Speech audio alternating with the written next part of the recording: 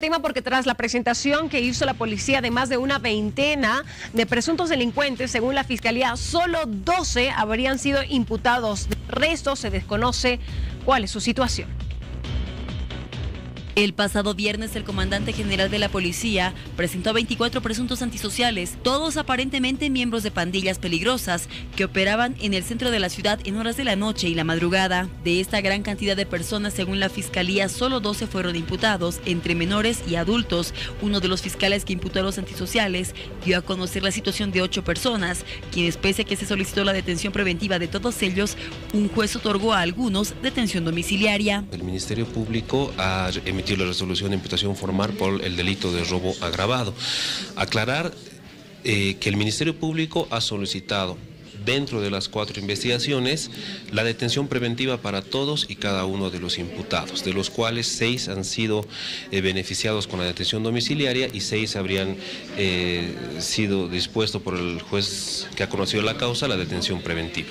Ante el accionar del juez, que fue cuestionado por víctimas y otras instancias, es que desde el Consejo de la Magistratura se ha previsto solicitar un informe de la autoridad jurisdiccional. Nos llama la atención y por eso vamos a disponer que se vaya a verificar el caso, ¿no? De qué se trata, no conocemos, no hemos estado en la audiencia, pero de todas maneras el juez tiene que presentar un informe del caso a los abogados de transparencia.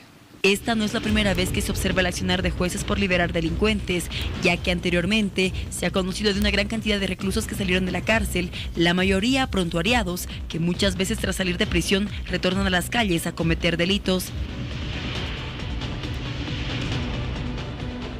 La población está indignada, la policía también, porque la policía manifiesta que realizan su trabajo, que los mandan donde tienen que mandarlos, hasta en instancias judiciales, pero ¿qué pasa con los jueces? Teniendo un prontuariado frondoso, resulta que son liberados.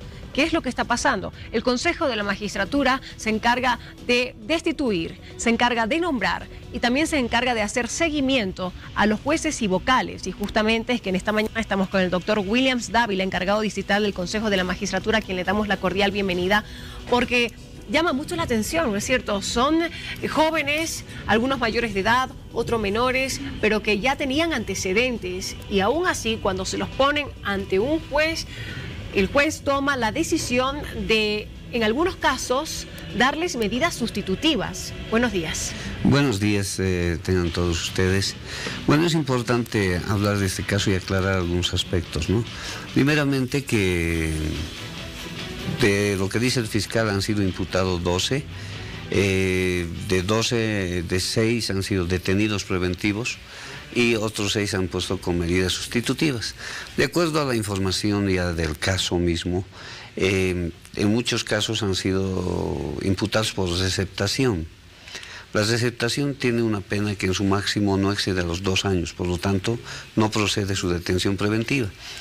Con referencia a algunos que han sido beneficiados con detención domiciliaria, el juez indica de que evidentemente no procedía su detención preventiva y se les ha dado esta extrema medida que es después de la detención preventiva, de la detención domiciliaria.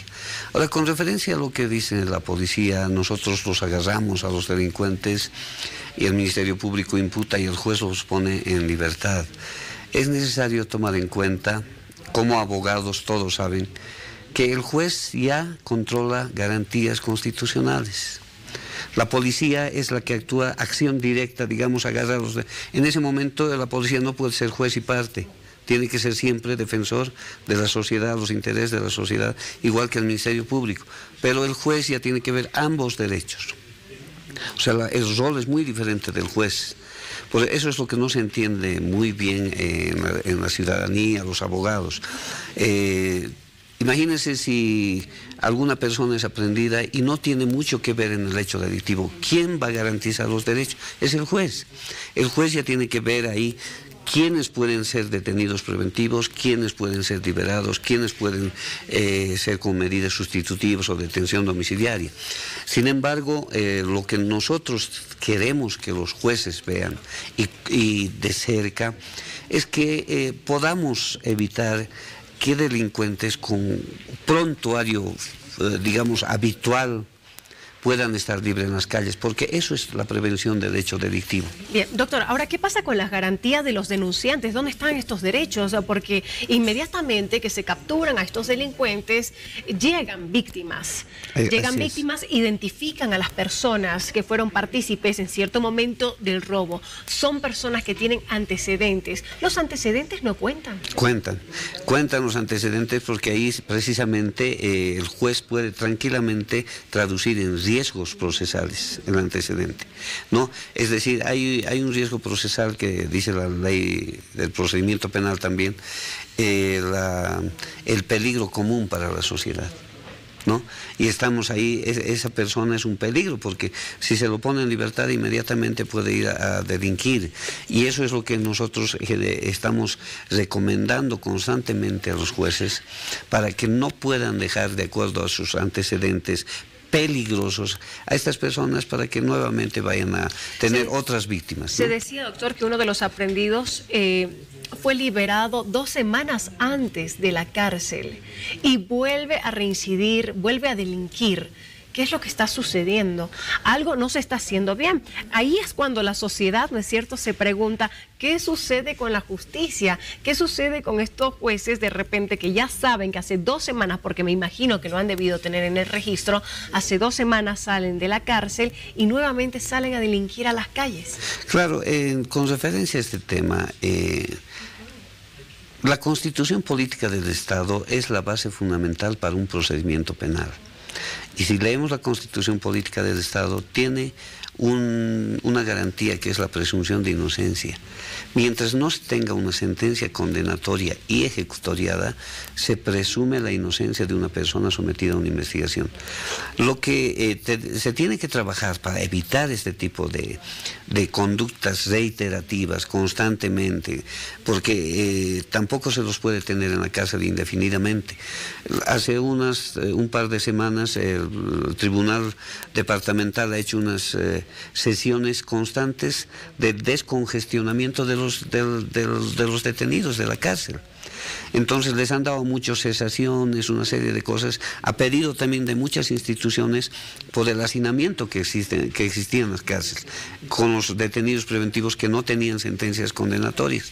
Entonces muchos de ellos de repente vuelven a cometer delitos, pero lo que se tiene que hacer es un trabajo integral entre el Ministerio Público, el órgano judicial y la policía, a fin de evitar que estas personas vuelvan a reincidir. Es decir, doctor, estamos hablando, ¿es culpa de la retardación de justicia porque no existe una sentencia ejecutoriada, porque ingresan otros y porque existe hacinamiento? O sea, se trata de un problema global, claro, que hace que estos delincuentes no puedan estar, porque operaban entre 4 pandillas, doctor. Así es.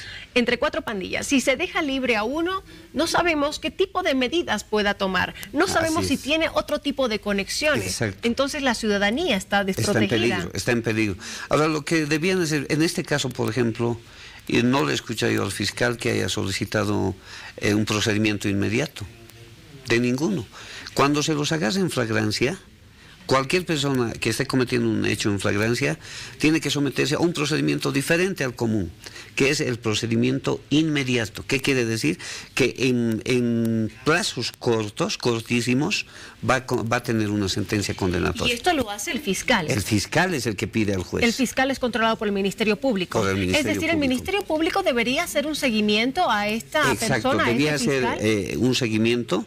Y en forma integral, no solamente el Ministerio Público, sino también la policía, un trabajo que haga cumpliendo todos los pasos desde un principio de la investigación, para que el juez no tenga la posibilidad de considerar incidentes posteriores, porque esas personas también van a tener sus abogados y una serie de defensas, ¿no? Por eso le confiere la Constitución. El trabajo del Ministerio Público, el trabajo de un fiscal está claro, ¿no es cierto? Es vigilado y controlado por el Ministerio Público, bajo su percepción y opinión.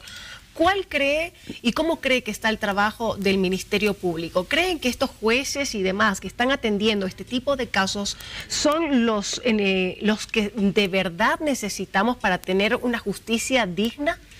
Bueno, yo creo que la actitud de los operadores, en este caso del sistema, tiene que cambiar. Tienen que tener una vocación de servicio. Es decir, el fiscal con su rol defensor de los intereses de la sociedad, la policía con su rol de investigación. La policía tiene que ser una policía científica, investigativa, que sea el brazo derecho del Ministerio Público, y el juez en su rol de controlador de las garantías, pero también tener una actitud de vocación y solamente a la ley, ¿no? Bajo ninguna presión tiene que actuar el juez. De esa manera, si nosotros respetamos estos tres roles, estaríamos realmente cumpliendo lo que dice la Constitución y la ley. De esa manera, darle la posibilidad a la víctima de respetar sus derechos y también sin olvidarnos de respetar los derechos del investigado. Doctor, este tema nos parece muy interesante porque sin duda no es la primera vez que pasa, no es la primera vez que delincuentes salen nuevamente a las calles a cometer delitos cuando ya unos meses antes habían salido de las cárceles, habrían salido libres y nuevamente vuelven a la sociedad a cometer este tipo de hechos. Lo importante es que, por ejemplo, en delitos flagrantes, tienen que tener ya sentencia. Es decir, tienen que estar en flagrancia para poder tener una sentencia condenatoria. Claro, ¿Es así, doctor? En los plazos muy cortos, porque así dice el procedimiento inmediato, es un procedimiento especial, pero que no lo utilizan. Eso tiene que pedir el fiscal. Por ejemplo, en este caso que usted me indica, de acuerdo a lo que me ha informado el juez, en ninguno de los casos de los detenidos preventivos, el fiscal ha pedido procedimiento inmediato. Entonces, ¿cuál es tal vez desconocimiento del Código de Procedimiento Penal? Y allí es el trabajo, claro, y allí es donde entra el Ministerio Público. Tendríamos que tener con condena para que no puedan salir preventivamente, porque cuando tienen condena el tratamiento ya es diferente, entra otra ley. Doctor, quiero agradecerle por su presencia. Williams Dávila, encargado distrital del Consejo de la Magistratura, y allí es donde tiene que actuar el Ministerio Público. Lo dijo el Consejo de la Magistratura. ¿Qué sucede con la justicia? ¿Qué se está vulnerando? ¿Qué no se está haciendo bien para proteger a la ciudadanía? Continuamos con más.